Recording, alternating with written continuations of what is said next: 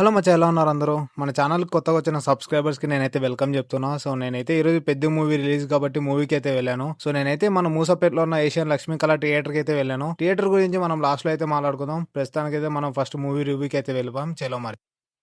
'Peddi' movie review గురించి చెప్పాలంటే మీకైతే పార్ట్స్‌గా అయితే చెప్తాను. సో, ఫస్ట్ అయితే మనం స్టోరీకైతే వెళ్ళిపోదాం. స్టోరీ గురించి మీరు ఆల్రెడీ విన్నారు కదా! కొన్ని యూట్యూబ్ ఛానల్స్‌లో అండ్ కొన్ని ఇన్‌స్టాగ్రామ్ ఛానల్స్‌లో ఏదైతే స్టోరీ గురించి. సో, అదంతా నిజమే. స్టోరీ దేని మీద రన్ అయితదంటే మొత్తం వాళ్ళ ఊరికి రావాల్సిన ట్రైన్ గురించి అయితే రన్ అయితది. దానికోసం హీరో పెట్టే ఎఫర్ట్సే అనమాట. సో, దాని మీదనే మొత్తం రన్ అయితది స్టోరీ. నేనైతే మూవీ రిలీజ్ అవ్వకముందు ఇన్‌స్టాగ్రామ్‌లో చాలా ట్రోల్స్ అయితే చూసాను. 'పెద్ది' మూవీ టైటిల్ కన్నా 'గేమ్ చేంజర్' టైటిల్ బావుంటదనేసి. సో, ఇక్కడ రామ్ చరణ్ వాళ్ళ సిట్యుయేషన్ తగ్గట్టు గేమ్ ఆడతాడే తప్ప అంతకుమించి అక్కడ వేరే ఉద్దేశ్యం అయితే లేదు. సెకండ్ లవ్ స్టోరీ గురించి చెప్పాలంటే లవ్ స్టోరీ అయితే ఫస్ట్ హాఫ్ మాత్రమే ఉంటుంది. సెకండ్ హాఫ్‌లో మీకు లవ్ స్టోరీ గురించి ఎక్కడే గాని ఉండదు. సో, మొత్తం సెకండ్ హాఫ్ మొత్తం దేని మీద రన్ అయితదంటే స్పోర్ట్స్ మీదనే రన్ అయిపోతది స్టోరీ మొత్తం. అలా అనేసి ఫస్ట్ హాఫ్‌లో లవ్ స్టోరీ బావుంటది అండ్ ఎక్కువసేపు ఉంటదని అయితే ఎక్స్‌పెక్ట్ చేయకండి. ట్రైలర్‌లో చూసినట్టు జస్ట్ హీరోయిన్ ఎక్స్‌పోజర్స్ మాత్రమే ఉంటాయి. అంతకుమించి లవ్ స్టోరీ గురించి మీరైతే ఎక్కువ ఎక్స్‌పెక్టేషన్స్ అయితే పెట్టుకోకండి. లవ్ స్టోరీ గురించి మీకైతే డిసడ్వాంటేజ్ అనే చెప్పొచ్చు. మూడోది యాక్టింగ్. అండ్ మీ అందరికి తెలిసిందే కదా! ప్రతి ఒక్క మూవీలో హీరో, హీరోయిన్ యాక్టింగ్ ఎలా అయినా ఖచ్చితంగా మంచిగా చేస్తారని. అండ్ మీరిక్కడ గమనించాల్సింది ఏదో తెలుసా? సో, ఇక్కడ ఈ సినిమాలో అయితే నేను గమనించింది ఏంటంటే చిన్న క్యారెక్టర్ నుంచి పెద్ద క్యారెక్టర్ వరకు వాళ్ళైతే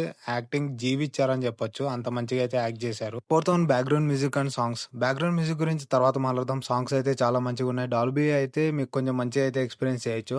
బ్యాక్‌గ్రౌండ్ మ్యూజిక్ గురించి చెప్పాలంటే ఈ మూవీ మొత్తం రన్ అయ్యేది విలేజ్ వైబ్‌లో. ఫైటింగ్ సీన్స్‌లో నాకు ఎందుకు ఇంగ్లీష్ బ్యాక్‌గ్రౌండ్ సాంగ్స్ వచ్చాయో నాకు అర్థం కాలేదు. అదొకటి డిసడ్వాంటేజ్ అనే చెప్పొచ్చు. ఉంటాను మరి టటో బోబోయ్. ఆగండి. మూవీ రేటింగ్ గురించి చెప్పడం మర్చిపోయాను. నేనైతే ఔట్ ఆఫ్ 5కి 3 అయితే ఇస్తున్నాను. ఎందుకంటే బుజ్జిబాబు పెద్ద హీరోతో తీసి సేఫ్ అయిపోయాడని చెప్పొచ్చు. అదే చిన్న హీరోతో తీసింటే మొత్తం బ్లాస్ట్ అయిపోయాడేమో. మూవీ అయితే నాకు ఓకే అనిపించింది. రామ్ చరణ్ ఫ్యాన్స్ అండ్ కొంతమంది ఆడియన్స్ పరంగా చెప్పాలంటే మూవీ మాత్రం హిట్ అని చెప్పొచ్చు. Final fifth one. మూవీలో రామ్ చరణ్ గారి యొక్క బాడీ ట్రాన్స్ఫర్మేషన్ మాత్రం చాలా మంచిగా అయితే చూపించారు. మూవీ స్టోరీ అయితే ఫస్ట్ అండ్ సెకండ్ హాఫ్ అయితే లాగ్ ఉంది. ఇప్పుడున్న ప్రైజెస్ కి అయితే మీరు ఇంత కాస్ట్ పెట్టి వెళ్ళడం అయితే వర్త్ అయితే కాదని చెప్పొచ్చు. సో, ప్రైజెస్ తగ్గినాక వెళ్తే బెస్ట్ అని నా ఫీలింగ్.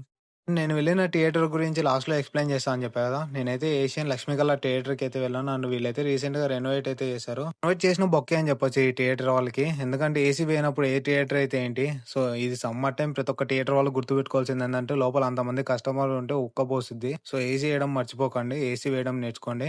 మూవీ చూడనీకొచ్చిన ప్రతి ఒక్కరైతే ఇంటర్వెల్‌లో ఓనర్‌తో అయితే గొడవ చేసుకున్నారు. సో, ఏసీ వేయడం అయితే మర్చిపోకండి అండ్ నేర్చుకోండి ఏసీ వేయడం. ఇది సమ్మర్ టైమ్ కాబట్టి ఉక్కపోసిద్ది అంతమంది జనాలుంటే. సో, మీకు ఈ వీడియో నచ్చినట్లయితే లైక్ చేయండి, షేర్ చేయండి, సబ్స్క్రైబ్ చేయడం మర్చిపోకండి. ఉంటాను మరి. టాటా! బోబోయ్.